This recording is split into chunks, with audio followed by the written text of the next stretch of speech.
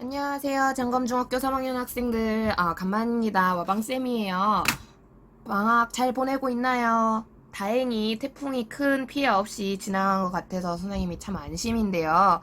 다른 학생들도 잘 지내고 있었으면 좋겠어요. 자, 그러면 오늘은 저번에 이어서 두 번째 우리 독립운동에 대해서 다시 한번 확인하는 시간 가져보도록 할 건데요. 자, 오늘 영상은 본격적으로 3, 40년대 독립운동에 대해서 살펴보고자 합니다.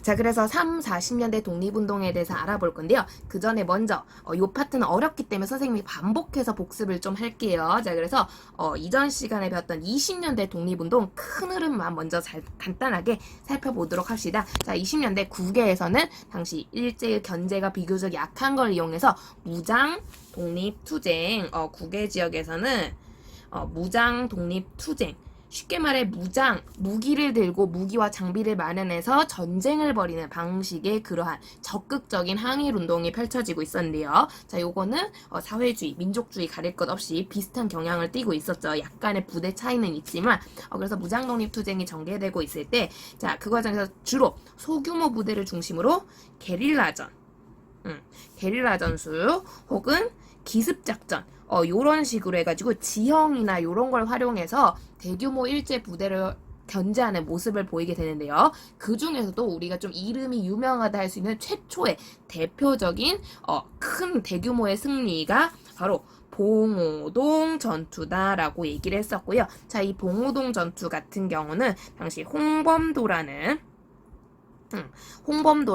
독립군 장군이 이끌고 있던 대한 독립군이라는 부대를 중심으로 연합부대가 구성되어서 봉오동 전투를 승리로 이끌었다고 했습니다. 자, 그러면서 이 봉오동 전투에서 패배했던 일제가 분노감에 다시 한번 독립군을 쓸어버리려는 대규모 저항작전을 준비하게 되고요. 자, 이걸 우리가 역이용으로 유인을 해서 크게 다시 한번 대규모 가장 큰 승리를 거두는 일이 생기는데요. 자, 이게 이어서 발생했던 청산리 대첩이 되겠고요. 자, 이 청산리 대첩은 홍범도 장군이 아닌 김좌진이라는 장군이 이끄는 북로 군정서라는 군대를 중심으로 다른 독립군 부대가 연합을 해가지고 승리를 거둔 전투라고 했습니다. 특히 이거는 봉오동 전투인데 얘는 청산리 대첩이에요. 자, 대첩이라는 이름이 붙을 만큼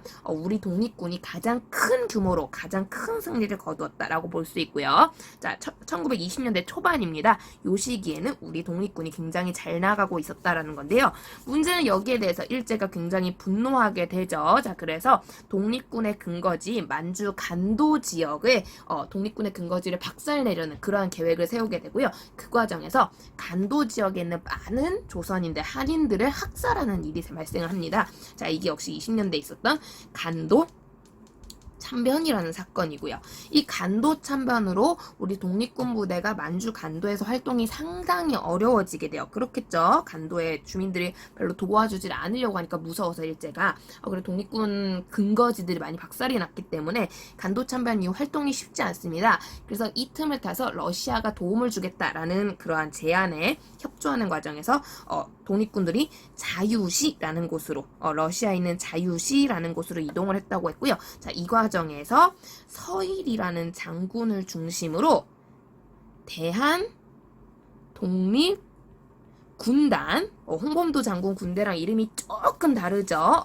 대한 독립 군단이라는 새로운 연합부대가 구성되어서 자유시로 이동을 하게 됩니다. 문제는 이 자유시로 이동해서 우리 독립군이 잘 버티면 좋겠는데 안타깝게도 여기서 러시아랑 갈등이 생기면서 자유시 참변이라는 끔찍한 일이 생기고요. 자, 이 과정에서 홍범도를 중심으로 많은 독립군 부대가 희생을 당했다라는 얘기를 했었죠. 자, 결국 이 자유시 참변으로 독립군이 더 이상 러시아 안에서 머물 수가 없기 때문에 다시 만주 간도 일대로 돌아오게 되고요. 자, 만주 간도 일대로 돌아와 다시 한번 새로운 독립군 조직들을 만들기 시작합니다. 자, 그래서 흩어져 있던 독립군들을 뭉쳤어요. 그게 3부라는 조직이었고요. 자, 3부, 정의부, 신민부, 또 뭐 있었죠?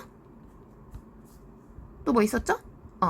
자, 정의부, 신민부, 참의부, 이렇게 세 개의 부대가 있었죠. 그래서, 이 부대가 활동을 하게 되는데 문제는 부서가 셋이나 되다 보니까 역시 이것도 좀 아쉽다. 이걸 다시 한번 뭉치자. 삼부 통합운동이 일어났다고 했어요. 자, 그런데 이걸 통합하는 과정에서 역시 여러 세력들이 하나가 된다는 거 상당히 어려운 일이죠. 그리고 선생님 수업 시간에도 끊임없이 강조했지만 민족주의와 사회주의가 하나가 된다. 굉장히 어려운 일이고요.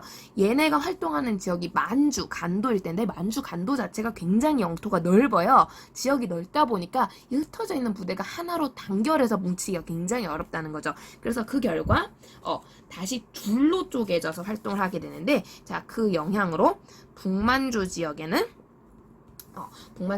혁신의회라는 조직이 그리고 남만주 지역에는 국민부라는 조직이 완성이 되는데, 이 혁신의회 소속의 군대가 바로 한국 독립군이 되는 거고요. 국민부 소속의 군대가 조선 혁명군이 되겠습니다. 그리고 선생님이 저번 시간에 깜빡했는데 이 한국 독립군을 이끌었던 아주 유명한 독립군 대표적인 장군이 지청천이란 분이세요. 지청천. 나중에 우리가 배우게 될 한국 광복군하고도 연관이 있기 때문에 좀 알아두시면 나쁘지 않을 것 같아요. 지청천이고요. 이분이 중간에 이름이 좀 바뀌는 바람에 책에 따라서 이청천이라고도 소개되기도 합니다. 성씨가 둘 다 맞아요. 그래서 지청천, 이청천이라고 불리는 사람이 한국 독립군을 이끌게 되고요. 자, 조선혁명군 같은 경우는 삼봉 중에 하나라고 그랬죠. 양세봉이라는 분이 중심이 돼서 이끄는 모습을 보이게 됩니다. 자, 그런데 문제는 이 구성된 자체가 20년대 말의 문제이기 때문에 얘네가 활동 자체는 30년대 건너가서 하게 되고요. 그래서 30대 초반 만주 지역에서 한국 독립군과 조선혁명군이 활약을 하게 되는데, 이 둘은 주로 민족주의를 중심으로 뭉치게 되었다라고 얘기를 했었죠. 왜냐하면 자유참변으로 지금 사회주의 세력은 많이 흔들리고 있는 상황이니까 그렇게 배경을 이해하면 더 기억하기가 좋을 것 같아요. 그래서 이런 흐름으로 20년대가 이어졌다라는 거고요. 특히 20년대 이러한 활동이 일어나게 되는데 약간 항일 정신을 고취시키고 사람들이 독립운동에 관심을 가질 수 있게끔 유도를 했던 게 바로 약산 김원봉의 의열단이라는 단체였다라는 것까지 우리가 배웠었죠. 자, 그런 상황에서 우리가 30년대로 자연스럽게 넘어가게 되는데요. 자, 30년대 초반 안주 지역에서 역시 방금 얘기했던 한국 독립군과 한국 독립군과 조선혁명군이 활약을 하게 됩니다. 자, 그러면서 민족주의 군대인 이 두 군대가 중심에서 막 활약을 한참 펼치고 있는데, 안타깝게도 이 둘이 만주에서 활약하는 시기가 오래가지 못해요. 왜냐하면 만주에서 우리가 무장독립투쟁을 할 수 있었던, 간도에서 할 수 있던 가장 주요한 이유 중 하나는 일제의 감시가 약했다는 거예요. 거기는 일제의 땅이 아니었으니까. 하지만 30대 초반 안타깝게도 만주 지역은 일제의 영토로 변하게 되죠. 무슨 사건 때문에? 그쵸. 만주사변 때문에. 그러면서 이 만주사변 이후 만주 지역은 만주국이라는 비정상적인 허수아비 국가가 수립이 되고요. 이 만주국은 사실상 일제의 꼭두각시이자 식민지였습니다. 그랬기 때문에 이 만주국이 일제의 영토가 되면서 한국 독립군, 조선혁명군처럼 이런 만주에서 활동하던 독립군 세력들이 더 이상 일제의 간섭과 견제 때문에 만주에서 활동하기가 어려워져요. 그래서 다들 어디로 도망을 갔다? 그쵸.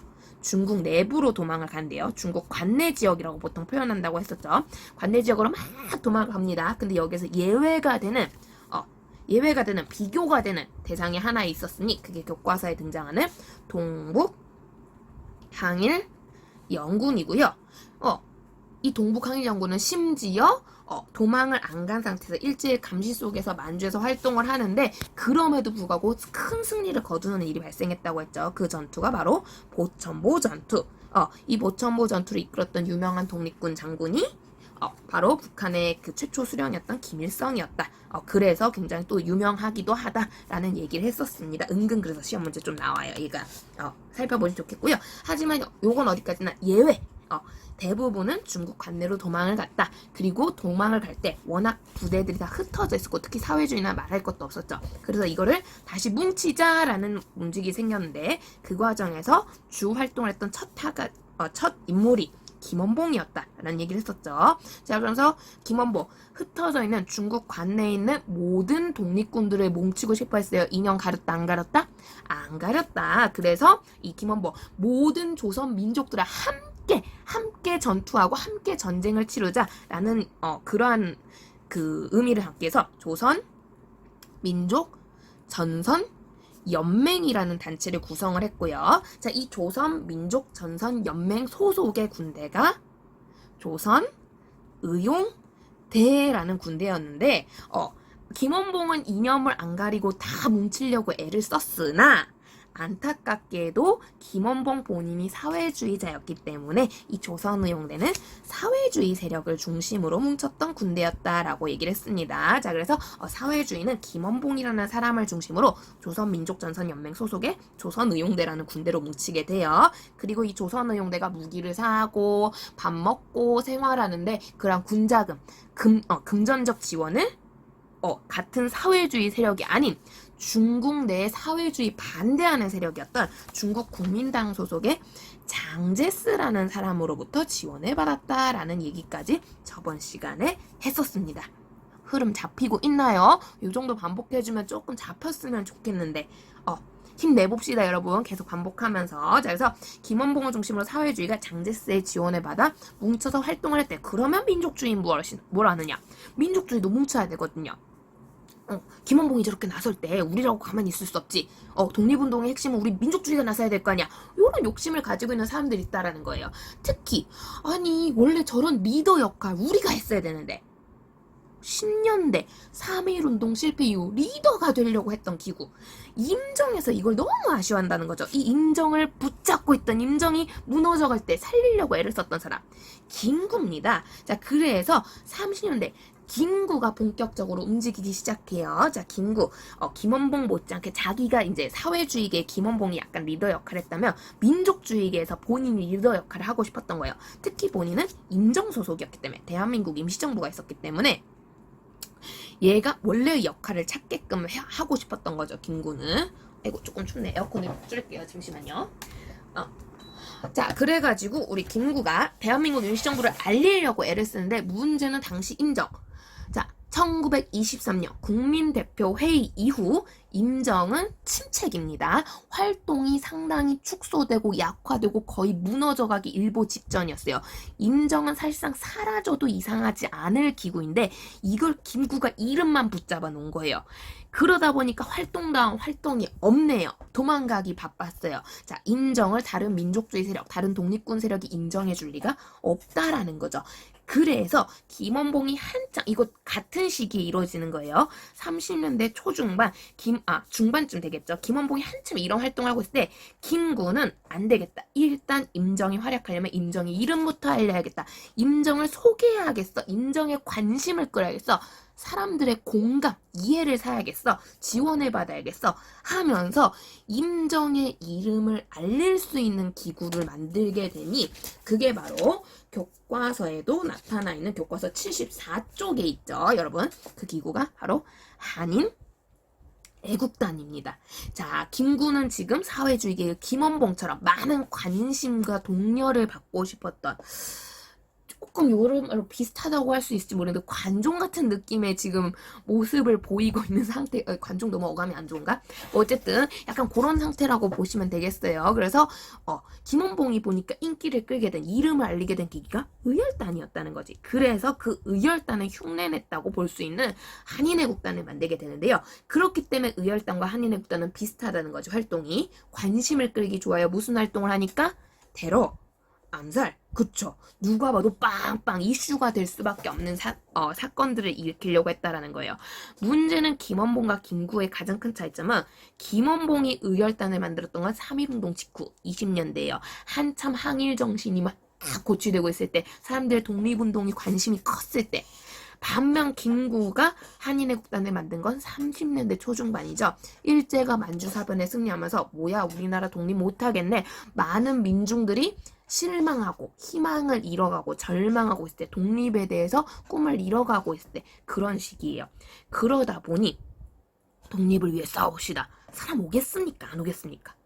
거의 모으기 힘들었다는 거지. 김구는 김원봉처럼 의열단 비스무리하게 만들면 사람들이 관심을 막 가져줄 줄 알았는데 생각보다 한인애국도 초반에 힘들어요. 사람들이 안 오거든요. 왜 옵니까? 미쳤다고. 개죽음인데. 그래가지고 안 모이려고 하는데 여기에서 예외가 되는 한 젊은이가 등장하니 그분이 바로 이봉창 의사님입니다. 이봉창 의사 진짜 대단하신 분인 거죠. 당시 모두가 이제 독립은 끝났어. 우리가 무슨 독립이야. 일제가 저렇게 잘 나가는데 라고 포기를 할 때 우리 독립군 뭐해? 이럴수록 더 독립운동 열심히 해야지. 하면서 나타났던 분이 되겠고요. 참고로 74쪽에 보시면 이 이봉창이 남긴 선서문도 교과서에 남겨져 있어요. 멋있죠? 나는 적성으로서 조국의 독립과 자유를 회복하기 위해 한인애국단의 일원이 되어 적국의 수계를 도륙하기로 맹세하나이다. 쉽게 할 수 있는 게 아니거든요, 여러분. 진짜 본인이 생각해보세요. 내가 이 시기에 일제 한창 승승장구하고 있어요. 내가 이때 독립군 하겠습니까? 선생님은 솔직히 못할 것 같아요. 상당히 힘든데 왜 왔단 말이에요, 이봉창이. 그러면서 내가 일본에서 살고 생활하면서 내 앞으로 막 일본의 그 대표들이 몇 번 지나가고 천황을 몇 번 내가 목격을 했고 그때 내 손아귀에 폭탄 하나만 있었어도 이러면서 김구를 찾아왔어요. 이봉창의 눈빛을 보면 김구는 이 젊은이 뭔가 한 건 하겠다 믿게 되고요. 결국 이봉창의 폭탄을 쥐어줘서 이봉창이 평소 하고 싶었던 거 내 눈앞에 천황이 몇 번 지나갔는데 일본 천황 암살을 시도를 하게 됩니다. 천황 암살이니까 당연히 천황 어디에 살겠습니까? 일본 안에서도 수도 도쿄에 있었겠죠. 그래서 천황 암살을 시도하는 과정에서 이봉창은 도쿄에서 거사를 진행하게 되고요. 문제는 안타깝게도 이봉창이 여러분 솔직히 수업 전까지 거의 몰랐죠? 유명하지 않은 그닥 알려지지 못한 이유 실패를 했기 때문이죠. 성공했으면 안 알려졌을 리가 없는데 안타깝게도 이봉창의 거사는 천황이 지나가는 마차에 폭탄을 던졌지만 불발탄으로 끝납니다. 그래서 불발탄이 됐기 때문에 성공하지는 못했어요. 하지만 이 실패를 했음에도 이 이봉창의 거사가 굉장히 당시에는 유명해지는데요. 왜냐? 이 1940년대는요. 천황이란 존재가요. 단순히 왕 이런 게 아니에요. 당시 일제가 거의 그 제국 느낌으로 뻗어가고 있던 그런 거대한 일본 제국의 지배자이자 그 일본에는 그 한때 이 일본 그 신화가 있거든요, 여러분. 그 조금 이것까지 하면 너무 잡다한 얘기가 돼서 너무 긴데 어쨌든 일본 신화를 보면 그 신화 내용에 보면 천황이 신이에요. 신의 핏줄을 이었어요. 마치 우리가 이제 단군이 환웅의 아들인 것처럼 좀 그런 맥락이 있어요. 그러니까 약간 이 당시 천황이 거의 약간 신 느낌으로 인간신? 신격화되어 있는 상태였거든요. 그래서 여러분 우리 배웠잖아요. 민족말살통치 때 신사참배, 궁성요배 이런 거 굉장히 강요했다고.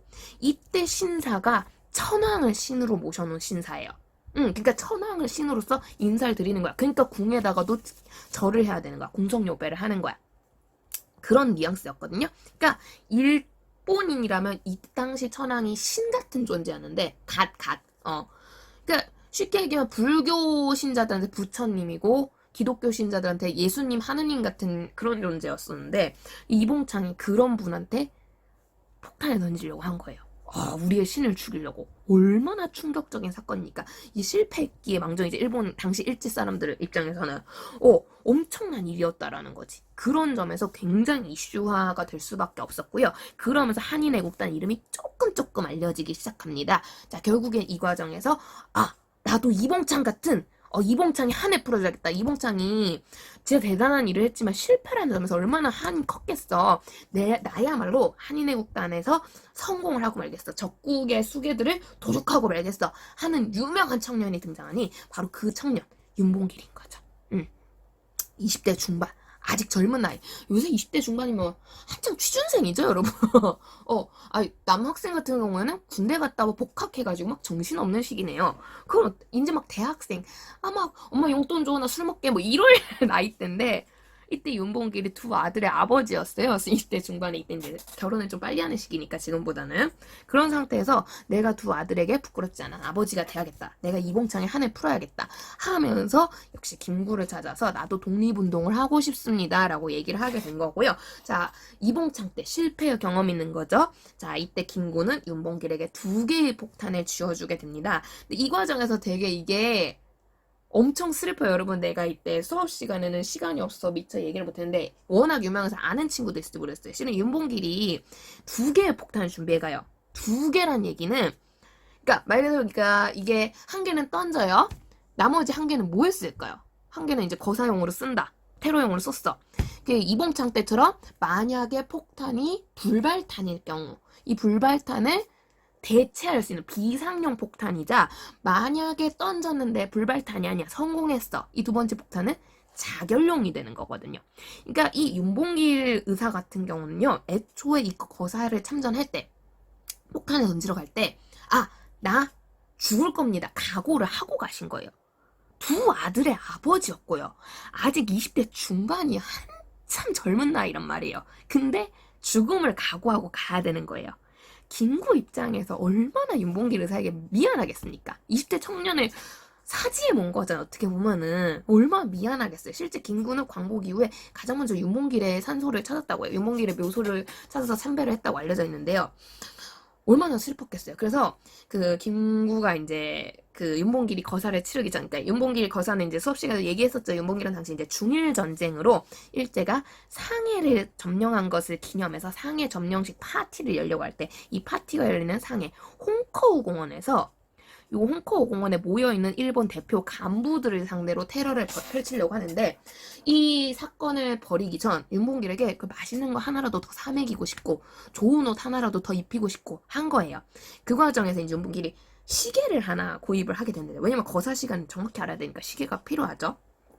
그러면서 이 새 시계를 차고 택시에 탑승을 합니다. 홍커우 공원에 가려고 하는데 김구가 그 상황에서 너무 미안한 거예요. 그래서 돈을 막 쥐어주면서 이거 가는데 노잣돈으로 쓰게 용돈으로 쓰게 하면서 김구가 이제 건네주는데 윤봉길이 씩 웃으면서 그 상황에서 웃을 수 있겠어요 여러분? 죽음을 앞두고 있는데 씩 웃으면서 저희 이거 택시비하고도 돈 남아요 이러면서 돈을 거절하면서 이 과정에서 돈을 건네주는 김구 손목에 걸린 낡은 시계를 보면서 김구 선생님 시계가 너무 낡으셨는데 제 시계가 훨씬 삐까번쩍하네요. 저 어차피 몇 시간 후에 이 시계 쓸모없어요. 저랑 시계 바꾸시죠? 하면서 자기 새 시계를 건네주는 그런 에피소드가 담겨져 있어요. 실제 이야기로.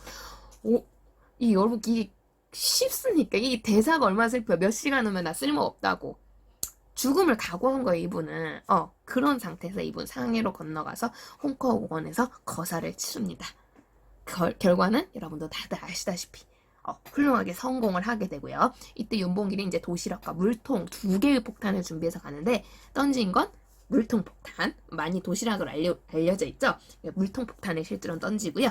도시락 폭탄으로 자결을 시도하려고 하다가 안타깝게도 체포가 돼서 사형 선고를 받게 됩니다. 근데 그 사형 선고를 받는 과정 속에서도 아들들에게 편지이자 유언장을 남기죠. 고개 교과서 이렇게 남겨져 있는데요. 여러분 이거 보세요. 너희들은 아비 없음을 슬퍼하지 마라. 사랑하는 어머니가 있으니. 정말 대단하신 분이라고 할 수 있어요. 이봉창 의사도 윤봉길 의사도. 진짜 나는 꿈도 못 꿀 일인 것 같아요. 그래서 어쨌든 이런 엄청난 거사를 일으키게 되면서 결국 윤봉길의 성공 속에서 많은 전 세계인들이 이 청년 뭐지? 하고 관심이 쏟아지기 시작합니다. 왜냐면 성공 사례이기 때문에 이건 안 알려질 수가 없거든요. 전 세계 신문이 대서특필했어요.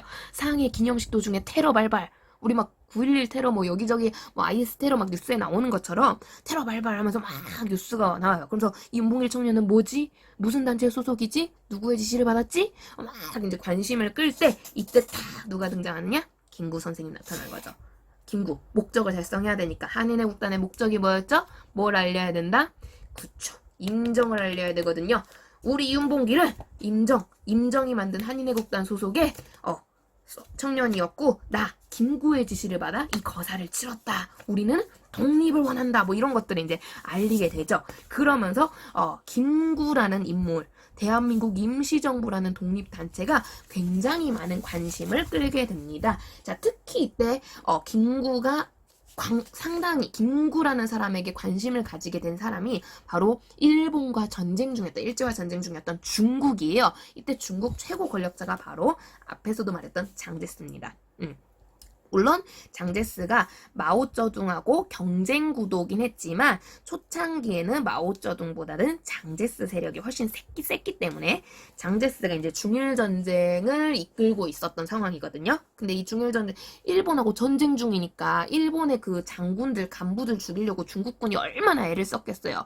근데 여러분도 전쟁 보면 다 알잖아요. 장교들 막 그 높은 사람들이 앞에서 와 싸우는 경우 잘 없죠. 뒤에 숨어 있기 때문에 상당히 그 전쟁 과정 중에서 적장을 없앤다는 게 쉽지 않은 일이거든요. 그런데 이 쉽지 않은 일에 중국 엄청난 군대가 쏟아부었는데 못했던 일에 조선 청년 하나가 해낸 거예요. 장제스가 진짜 감동을 해요. 그 교과서에도 적혀 있어요. 여기 보시면. 자, 중국 여기 적혀 있죠. 중국 장제스는 중국의 100만 대군도 해내지 못한 일을 한국 역사가 단행하였다라고 하면서 굉장히 높이 평가를 하게 되고요. 특히 이 한국 용사 바로 누굽니까? 윤봉길이죠. 사진 속에. 윤봉길 의사를 극찬하게 되면서 이 윤봉길을 지원하고 지지하고 지시했던 전략을 구상했던 김구라는 사람에 대해서 관심과 신뢰도가 높아지게 됩니다. 결국 이 사건을 계기로 임정은 장제스에게 본격적인 지원을 받게 되고요. 그 결과 김구는 자신이 꿈꿨던 광복 군대를 만들게 돼. 독립 군대를 만들게 되니 바로 이게 대한민국 자꾸 초점이 안 맞는데 미안해요 여러분. 내가 어떻게 할 수가 없네. 대한민국 임시정부 소속의 군대 바로 가장 우리나라에서 유명한 독립군이죠. 한국 광복군이 되겠습니다.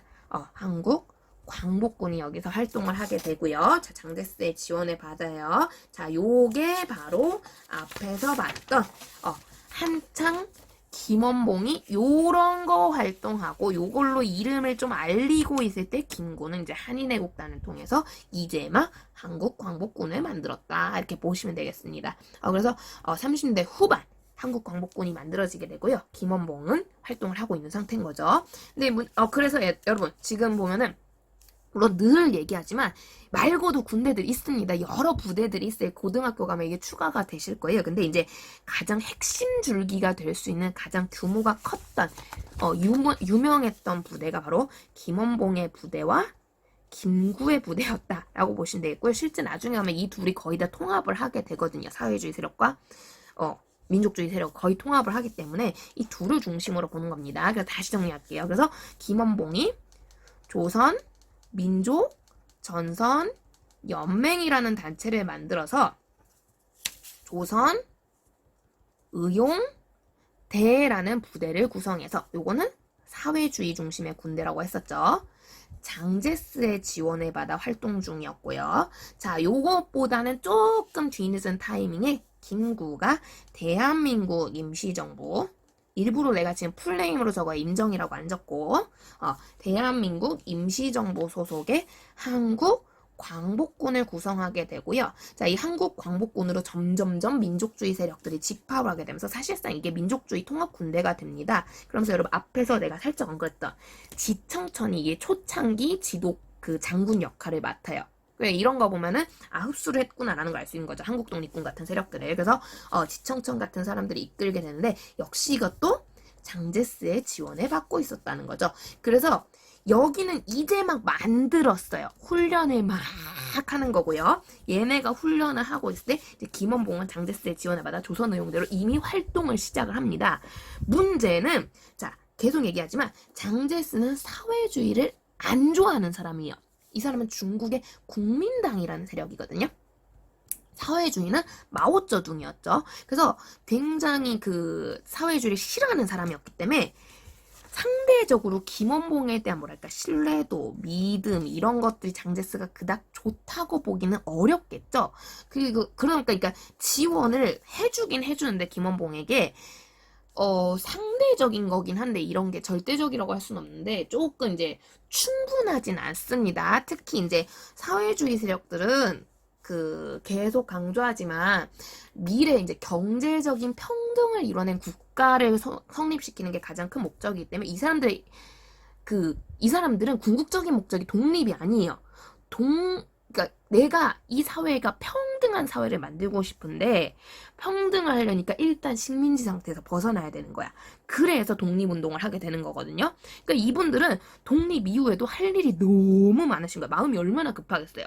그러려면 마음이 급하니까 하루라도 빨리 일제 군대를 빠르게 격퇴를 시켜야 되는데 문제는 장제스가 격퇴를 하려면 앞에서 써야겠습니까? 뒤에서 써야겠습니까?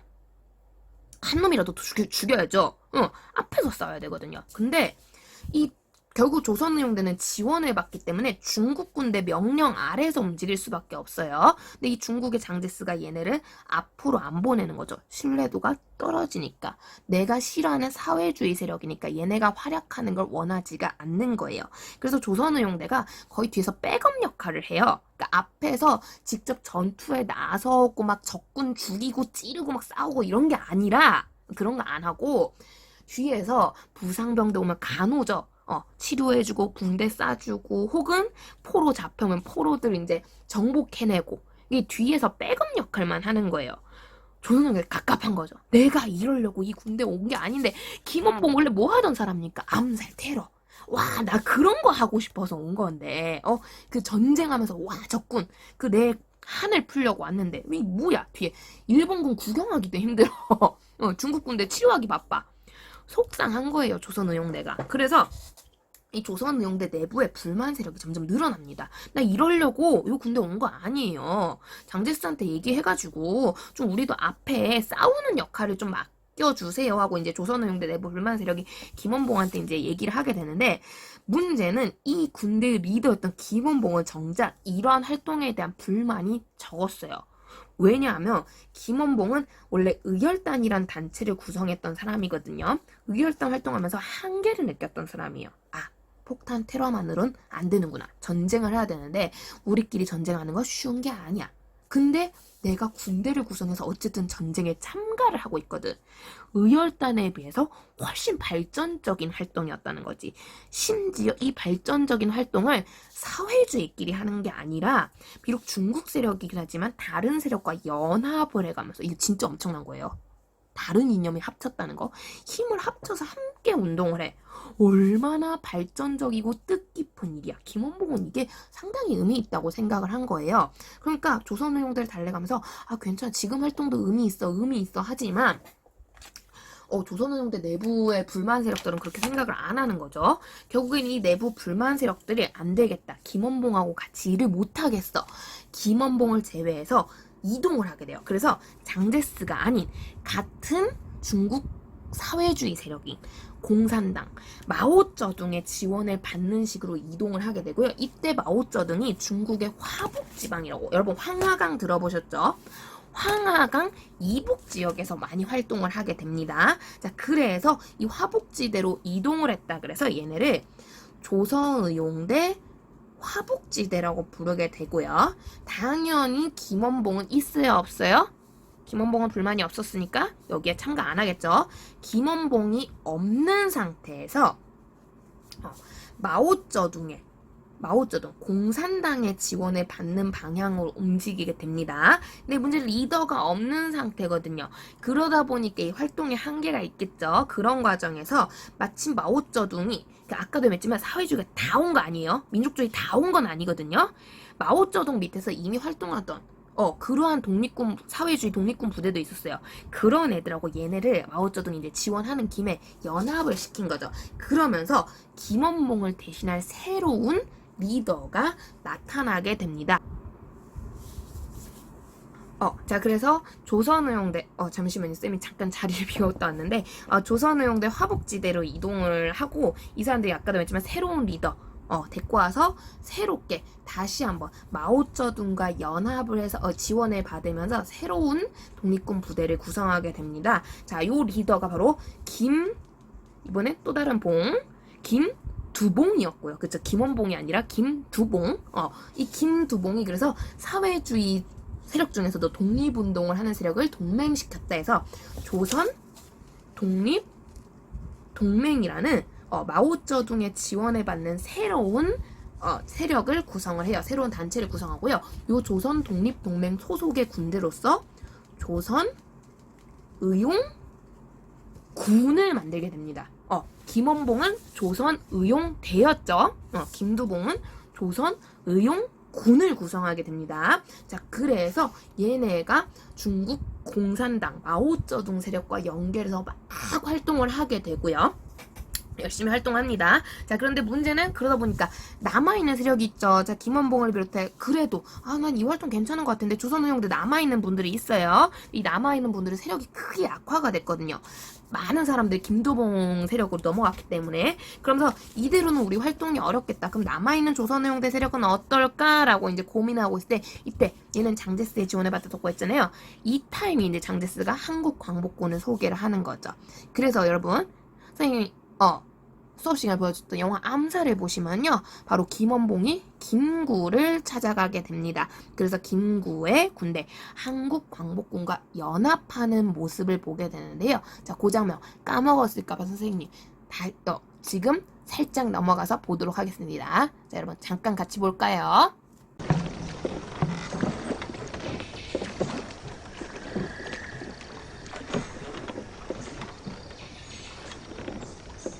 왜? 야, 너! 짜잘 때야 왜 있나? 이 근처에 대한민국 임시정부가 있다던데. 너 뭐하는 놈이야?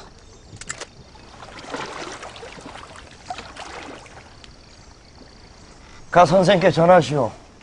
나 밀양 사람 김원봉이요. 야, 약상 김원보이. 오랜만일세. 내 결혼식 갈라 그랬는데 못 갔어. 미안했네. 아니, 이걸 왜 북경이 사고 그래? 안 섭섭하지? 저도 사모님 장례식장에 못 갔는데 뭐 숨어 지내는 형편끼리 경조 사는 무슨. 아늑합니다. 항해에서 급히 도망오느라 그냥 그래. 그래도 있을 건 다 있어. 입법부, 사법부, 행정부는 식사 중이고. 들어갈까 그럼?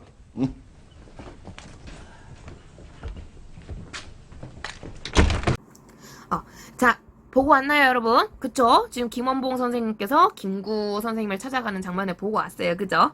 선생님 이거 편집하느라 귀찮아 죽는 줄 알았네. 자, 아무튼 그래서 이제 결국에 이 조선의용대 세력이 한국광복군으로 흡수가 되고요.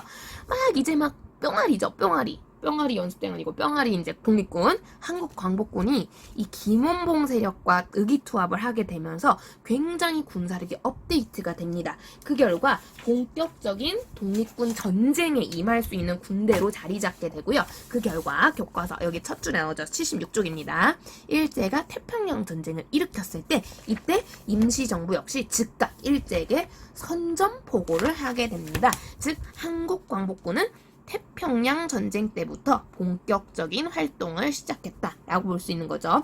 그러니까 김원봉 조선의용대는 중일 전쟁 때부터 이미 활동을 했었다면 조금 시기가 늦는 거죠. 왜냐면 얘네는 구성하기까지 시간이 좀 걸렸으니까. 자, 그래서 태평양 전쟁에서 활동을 하게 되고요. 이때는 장제스의 지원을 받았기 때문에 역시 한국광복군은 태평양 전쟁에서 장제스와 연합을 해서 이제 활동을 하게 됩니다. 그 과정에서 교과서에 나와 있듯이 인도 이렇게 파견되기도 하고요. 이렇게 훈련하는 모습들도 확인할 수가 있어요. 자, 그런데 문제는 이 한국광복군은 이제 따끈따끈 부대에 아무리 김원봉 세력이 의기투합했다고는 해도 아직은 활약상이 없는 능력치가 얼마나 되는지 알 수 없는 고러한 부대였기 때문에 장제스가 물론 김구를 믿어주고는 싶지만 진짜 전쟁은 한 끗 차이로 크게 운명이 좌지우지 될 수도 있거든요. 이 중요한 전쟁에서 중요한 작전에 투입하기가 상당히 겁이 나는 거예요. 그래서 한국광복군은 과거 조선의용대가 그랬듯이 역시 백업 역할을 주로 맡습니다. 아까 지금 사진을 봤던 인도에 파견됐을 때도 거의 뒤에서 역시 똑같아요. 암호 번역하고 일본군 회유하고 부상병 치료하고 정보 수집하고 요런 일들을 하게 되는데 그러니까 김구가 답답한 거예요.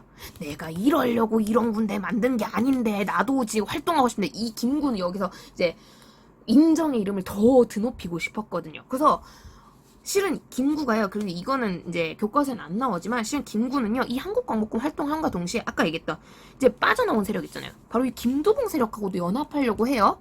그러니까 진짜 통합 군대를 만들려고 한 거예요. 왜냐면 다시 리더를 해야 되니까. 진짜 리더다운 모습을 가지려고 되게 애를 쓰겠는데 합치려고 진짜 애를 많이 써요. 그러면서 활동을 하는데 이 활약을 해야 합칠 그 위상이 생길 거 아니에요. 내가 이만큼 잘난 부대니까 니네가 우리한테 흡수돼 이렇게 얘기를 할 수 있는데 하는 게 있어야지. 그러니까 김구가 답답해서 결국엔 안 되겠다. 장제스만 믿을 수는 없겠다라고 생각을 하게 되고요. 그래서 이 태평양 전쟁 원래 태평양 전쟁 자체가 일본이 누구랑 싸우는 겁니까? 미국이거든요. 그래서 한국 광복군은 미국과 함께 전략을 짜봐야겠다. 전쟁에 참가해봐야겠다. 김구가 이런 아이디어를 짜게 됩니다. 그 결과 교과서 마지막 사진이죠. 여기 보다시피 한국 광복군이 미국 전략 정보국 이라는 세력과 연합을 하게 되는데요. 말 그대로 전략을 짜고 정보를 수집하는 기관이에요. 그래서 태평양 전쟁을 이끌던 대표 기관 중에 하나였고요. 이 미국의 요거를 흔히 이제 책에 따라서는 약자로 OSS라고 풀네임이 뭔지 묻지 마세요. 선생님 영어를 못하니까. 자, 그래서 OSS 요렇게 불리는 미국 전략 정보국이라는 단체 대표를 김구가 찾아가게 됩니다. 그래서 우리 한국 광복군 실력 있다. 의지 넘친다. 제발 우리에게 중요한 작전에 맡겨다오. 태평양 전쟁에서 우리도 활약할 수 있게 해다오. 하고 요청을 하게 되는데요. 미국도 그렇잖아요. 이 뭐 하는 부대인데 그동안 활동 뭐 했는데 우리 그동안 부상병 치료했다. 암호 번역했어. 우리 활약했어. 이 믿을만 합니까? 그쵸? 미국도 처음에 긴가민가 해요. 그래가지고 이제 한국 광복군을 끼워주길 참 뭐하게 여기게 되는데 김구가 워낙 강력하게 이제 어필을 하다 보니까 미국이라서 딜을 해요. 그러면 우리가 작전을 하나 하고 싶은데 이 작전을 수행하려면 니네가 우리가 짜낸 훈련이 있어. 아주 독한 이 훈련을 통과를 해야 돼. 이 통과하는 놈 있으면 그 놈의 한정에서 이 훈련 통과하는 놈들만 우리 작전에 껴줄게 라고 얘기를 하게 되는데요.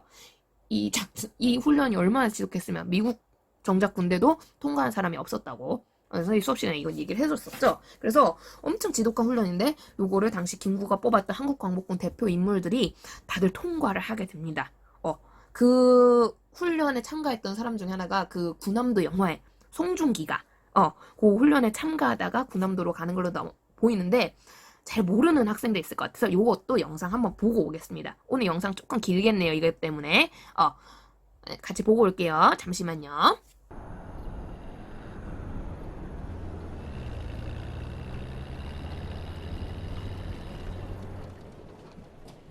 미군 OSS 애들하고는 지낼만해? 최선을 다하고 있습니다. 미국 애들보다 성적이 좋네. 자네가 준비하던 경성 침투 공작 독수리 작전 말이야. 그 본인은 서운하겠지만 이번 작전서 좀 빠져야 되겠어.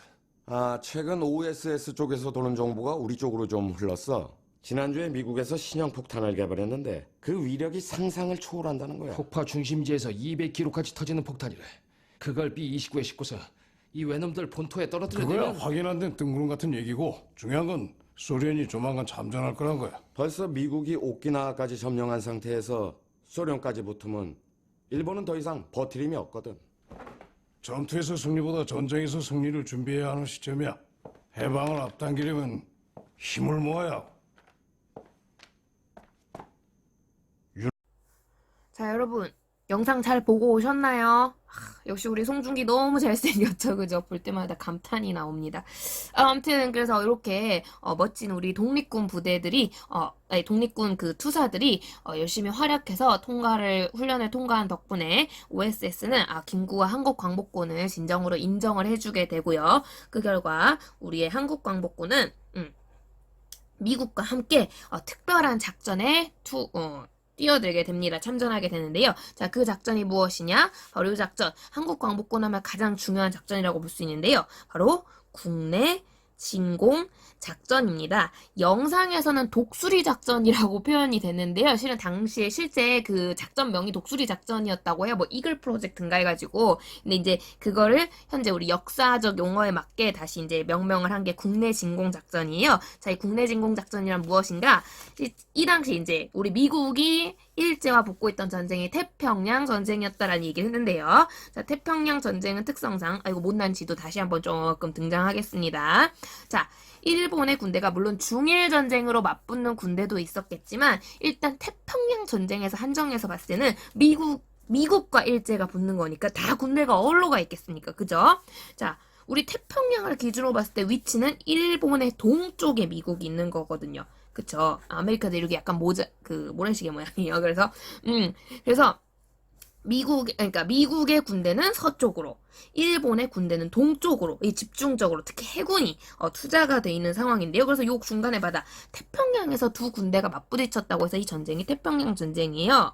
자, 그런데 이때 일제가 뭐 육군까지는 모르겠지만 일단 해군은 집중적으로 지금 미국을 막기 위해 투자를 하고 있단 말이에요. 그쵸? 자, 그래서 여기 이 군대를 약화시키는 게 이 태평양 전쟁에서 아주 중요한 전략이라고 볼 수 있는데, 이때 시도되는 게 바로 이 국내 진공작전이죠. 자, 국내. 우리 입장에서 국내란 바로 요 한반도 조선을 의미하거든요. 그래서 지금 중국 내부에 머물고 있는 한국 광복군이 국내 조선으로 건너가서 이 조선 안에 있는 일본군 부대와 충돌을 벌임으로써 요 안에서 전쟁 상황을 만들게 되면 어쩔 수 없이 일본의 본국에 있던 군대가 조선 안에서 내전이 발생한 이 조선군을 막기 위해서 군대 중의 일부를 일로 투자를 할 수밖에 없는 상황이거든요. 그렇게 되면 군대가 둘로 쪼개지겠죠? 그 상황에서 미국이 맞서 싸워야 돼. 일제의 군대가 줄어들게 됨으로써 요렇게 해서 일제의 군사력을 약화시켜서 태평양 전쟁을 빠른 시일 내 미국의 승리로 이끌고 가자. 요 작전이 국내 진공작전이고요. 즉 이 국내에서 조선 안에서 얼마나 오랫동안 일제 군대와 맞서 싸우느냐, 얼마나 크고 일제가 군대를 안 보낼 수 없는 그러한 전선을 만들어내느냐, 요 부분에 있어서 한국 광복군의 역할이 굉장히 중요한 그런 작전이라고 볼 수 있습니다. 그래서 실제 이 작전이 만약 성공적으로 끝났다면 일제의 군대 세력이 약화됨으로써 태평양 전쟁이 순식간에도 끝날 수도 있는, 그럼으로써 우리가 우리 손으로 일제가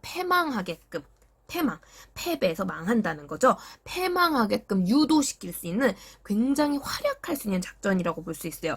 김구가 원하던 작전인 거죠. 리더다운 작전.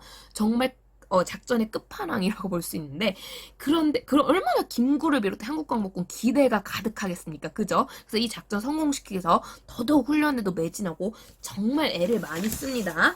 그런데 하늘도 무심하시지. 자, 이 작전을 결행하기에 직전, 아마 그 작전 결행일 새벽이었을 거예요. 그 새벽에 갑자기 OSS에서 작전 보류를 선언합니다. 작전 보류 및 취소를 선택하게 되는데요. 왜냐? 아까 군함도 영화에서 나왔다시피 바로 그때 개발된 신형 폭탄이 일본 본토에 떨어지고 말았거든요. 이 폭탄 무엇일까요? 그쵸, 모르는 사람 없겠죠. 바로 원자폭탄입니다. 이 원폭이 히로시마와 나가사키에 차례차례 떨어지게 되면서 결국에는 이 엄청난 폭탄의 위력에 깜짝 놀란 일제는 무조건 항복을 선언하면서 패망을 맞이하게 되고요. 즉 일제가 패망을 맞이했다. 곧 우리는 독립을 했다, 해방을 맞이했다라는 의미가 되겠는데요. 즉 우리가 국내 진공작전을 실시하기 앞서서 일제가 패배하는 게 먼저 일어났다는 거죠. 결국 국내 진공작전은 써먹지 못했다라는, 실행하지 못했던 안타까운 작전이 되고 마는데요. 자, 이 소식 김구에게도 들려옵니다. 자, 그러면서 김구가 여기에 대한 평가를 남겨놨죠. 자, 정말 안타까운 김구의 심정이 잘 담겨져 있는데요. 우리 교과서에 선생님하고 그때 수업 시간에도 읽었을 걸 기억나나요? 자, 김구가 직접 썼던 일기장의 일종의 백범일지인데요. 자, 여기 보시면 잘 적혀있어요. 호련 전화 소리가 울렸다. 외적이 항복한답니다. 라고 하였다. 자, 항복한답니다. 우리가 해방을 했다는 거예요. 얼마나 기쁜 소식입니까? 근데 김구가 얘기해요. 이 소식은 내게 희소식이라기보다는 하늘이 무너지고 땅이 꺼지는 일이었다. 기쁜 소식, 슬픈 소식? 슬픈 소식이라는 얘기죠. 왜 슬픈 소식이냐? 수년 동안 애를 써서 참전을 준비한 것도 모자라. 자, 태평양 전쟁에서 우리 참전하려고, 제대로 참전해 보려고 했죠. 모두 허사로 돌아가고 말았다. 시항과 후양훈련소에서 훈련받은 우리 청년들은 각종 무기를 휴대시켜 미국 잠수함에 태워 본국으로 침입하게 하여, 그러한 계획. 자, 무슨 작전일까 이게? 바로 국내 진공작전을 의미하는 거죠. 국내 진공작전은 한번 실시해보지도 못하고 외적이 항복하였으니 지금까지 들인 정성이 아깝고 다가올 일이 걱정되었다. 자, 이게 포인트예요. 김구가 이 소식이 희소식이 아닌 하늘이 무너지고 땅이 꺼지는 일이었다는 거. 아까운 것도 크죠. 정말 아까워요. 우리 아까도 얘기했잖아요. 얼마나 지독한 훈련을 경험했는데 우리 한국 광복군이 얼마나 대단하신 분들입니까? 그죠? 정말 힘들게 준비했는데 아까워요. 하지만 이 정성, 결국에는 우리가 광복하기 위한 정성이었거든요. 솔직히 이것만 봤을 때는 광복 소식이 더 기쁜 소식이어야 되죠. 그런데 이게 슬픈 소식일 수밖에 없는 이유는 바로 요것 때문이에요. 다가올 일, 독립 이후의 일이 김구는 너무너무 걱정됐다라는 거예요. 실은 이미 수업 시간에도 얘기했지만 김구를 비롯해 많은 독립운동가들이 이 태평양 전쟁에 참전을 하는 과정에서 태평양 전쟁의 소식을 들으면서 이미 짐작을 합니다. 아, 이 전쟁은 오래가지 못하겠구나. 뻔히 보여. 누가 질 거야? 일제가 질 게 뻔히 보이는 전쟁이야. 미국이 전쟁에 뛰어들므로써 이 전쟁은 이미 승부가 끝났어. 앞에 군함도 영상에서도 나왔잖아요. 오키나와까지 점령된 상태에서 소련까지 심지어 참전을 했으니 이제 얼마 못 가 일제는 곧 패망할 거야. 이미 전쟁 초기 이게 보였다는 거예요. 자, 일제가 패망한다는 얘기는 우리가 광복을 맞이할까요? 독립을 맞이할 건데 그러면 이제 우리는 독립의 날이 얼마 남지 않았기 때문에 독립 이후의 상황을 준비할 필요가 있다는 거지. 자, 자유를 맞이했다고 땡이 아니에요. 이제 우리는 자유를 쟁취했으니까 이 자유를 이용해서 우리들의 손으로 우리들 문화에 맞는 우리 국민의 수준에 맞는 우리가 원하는 진정한 의미의 일제에게 지배받지 않는 우리만의 국가를 만들 필요가 있는 거거든요. 즉 독립 이후의 상황. 우리 독립운동가들이요. 슬슬 건국 준비에 나서기 시작했다는 거예요. 실은 그래서 이건 나중에 선생님이 조금 이따가 설명하겠지만 이 당시에는 이미 건국 준비 과정이 진행되기 시작합니다. 자, 그래서 이미 태평양 전쟁 도중부터 김구는 물론이거니와 당시 좀 이름이 있다라고 볼 수 있는 앞에서 우리 배웠던 대표적인 독립운동가 대부분들이 건국 준비에 나서기 시작해요. 그러면서 이제 독립이 날이 얼마 남지 않아서 막 이렇게 하는데 근데 건국을 누가 해야겠어요? 우리가 해야 되거든요. 우리나라잖아요. 우리나라 말 그대로 우리가 만들어야 되는데 그러려면 우리 손으로 나라를 만들 만한 능력이 있습니다. 우리는 일제에게 지배받았음에도 불구하고 우리의 역량은 뛰어나고 우리 스스로 건국할 수 있으며 우리 손으로 독립을 쟁취할 수 있는 뛰어난 민족이고 대단한 국민입니다. 이런 것들 니네가 혹시나 우리 건국 과정에 함부로 간섭하려 한다거나 일제처럼 우리 다시 지배하려고 하면은 우리 가만 안 있습니다. 라는 걸 보여줄 수 있는 뭔가 찬스가 필요했는데 그걸 어디서 보여줘야 되냐? 이걸로 김구는 보여주려고 했던 거예요. 부상병 치료 이런 걸로는 솔직히 보여주기 힘들잖아요. 우리 군사력 만만치 않아요. 우리 의지 뛰어났어요. 우리 독립 쟁취하는데 우리 힘도 있었습니다. 우리 활약했어요. 라는 걸 김구를 비롯해 많은 독립운동가들이 보여주려고 했는데 근데 이게 제대로 실행되지 못한 상황에서 결국에는 일제가 패망을 함으로써 우리는 어떻게 보면은 물론 우리 독립운동가들 공이 없다고 볼 수는 없어요. 이런 노력이 끊임없이 있었다는 건 우리가 반드시 인지를 해야 되지만 결정타가 됐던 거. 일제가 패망하게 된 결정타는 결국 원폭이거든요. 뻥뻥 터졌다는 거야. 그러다 보니까 결국 강대국들, 다른 우리에 대해서 모르는 국가들이 보기에는 조선인들 능력이 있니? 일제한테 맨날 지배받았는데 얘네가 스스로 나라를 세울 수 있을까? 우리 도와준다 이름으로 우리한테 유리한 새로운 국가를 만들면 안 돼? 이런 식으로 다른 나라가 간섭할 수 있는 여지를 줄 수 있다는 거예요. 그 김구가 이 상황을 굉장히 우려를 해서 다가올 일이 걱정되었다라고 표현을 하게 되는데요. 김구의 이 불안감은 적중하게 되고요. 결국에는 우리는 건국 준비 과정에서 굉장히 안타까운 일을 경험을 하게 됩니다. 그 결과 지금의 분단국가에 이르는 슬픈 결과 과정이 만들어지게 되는데요. 자, 그 과정은 선생님이 다다음 영상에서 준비를 하도록 하겠습니다. 자, 그래서 여러분 여기까지가 선생님이 얘기했던 방학이 끝나면 시험을 치겠습니다. 중간고사 범위에 넣을까요 말까요? 라고 했던 범위가 되겠고요, 여러분. 그래서 20년대부터 40년대 독립운동까지 흐른 이 영상 보시면서 한번 쭉 다시 한번 잡아주세요. 자, 그래서 이 영상 내용을 기반으로 선생님이 테스트를 넣겠습니다. 자, 그런데 선생님이 그런데 우리 아직 건국 이후 상황을 못 봤어요. 그죠? 자, 학생들 중에 분명히 불안한 친구가 있을 것 같아요. 선생님 그럼 건국 이후는 어떻게 해요? 우리 2학기 때 나가나요? 선생님 얘기했죠. 2학기 때는 우리가 세계사 진도로 나갈 거예요. 그래서 건국 이후 해방 이후에 현대사 쪽에서 어떤 일이 있었는가? 요거는 선생님이 혹시 인문계고 가는 친구들 불안해할까봐 혹은 뭐 한국사 검정능력 시험 치는 친구도 혹시 필요할까봐 선생님이 주요 줄거리 중심으로 해서 다다음 영상 때 올려놓도록 하겠습니다. 그래서 그 기말고사 기말고사래. 방학 끝나고 개학 직후에 쓸 시험 대비용으로는 일단은 여기까지 영상 봐주시면 되고요. 근데 이 영상으로 선생님 너무 흐름이 복잡해요. 잡기가 너무 어려워요 하는 친구들은 선생님이 한 번만 더 최종적으로 다음 시간에 프린트 가져와서 학습지 빈칸 채워가면서 총정리, 무슨 부대가 어떤 사람 중심으로 무슨 전투를 이끌었는지 그런 것들 흐름 한 번만 더 잡아보도록 할 거예요. 그래서 총정리 다음 시간 한 30분 안쪽 선으로 해서 짧게 큰 줄기만 영상 하나 더 만들려고 하고요. 혹시나 내가 시간이 너무 바빠서 앞에 두 개를 다 보기 힘들겠다 하는 친구들은 요 다음 영상, 세 번째 영상 봐주시고 한 번 더 복습을 진행하시면 좋을 것 같습니다. 그러면서 그때 사용할 학습지는 영상 올림과 동시에 학교 홈페이지에 업데이트를 하도록 하겠고요.